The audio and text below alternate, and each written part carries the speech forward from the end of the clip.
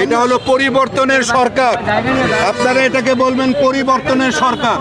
এটা অন্তর্বর্তী না, অন্তর্বর্তী বলতে বোঝায় যে বোধহয় 2 দিন পরেই বোধহয় ইলেকশন দিয়ে দেবে।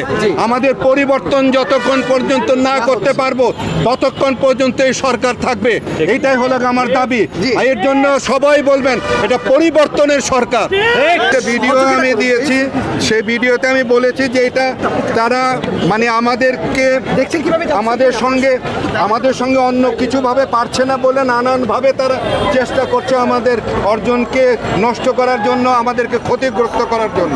তো সেইটা আমি বলবো যে পার্শ্ববর্তী দেশ হিসাবে তাদের যদি মানে আমাদের সঙ্গে সহ অবস্থান করতে চায় তাহলে এই বিষয়গুলো তাদেরকে ভাবতে হবে যে এইরকমভাবে একটা দেশের সঙ্গে সমানভাবে যদি মানে সহ অবস্থান যদি না থাকে তাহলে কিন্তু কেউ কিন্তু ভালো থাকবে না।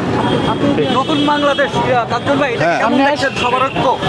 ওইটা সবার ঐক্যের বাংলাদেশ। ভারত যাওয়ার কথা, কিন্তু আমি যাই না এই একটি কারণে যে আমি গিয়ে দাঁড়াবো গিয়ে আমাদের আমি দিব কোন জায়গায়, আমাদের ঢাবিকে যার জন্য তোমাদের কাছে আমি দেখলাম যে তোমাদের দেওয়াটা বরঞ্চ আমার চেয়ে ভালো হবে।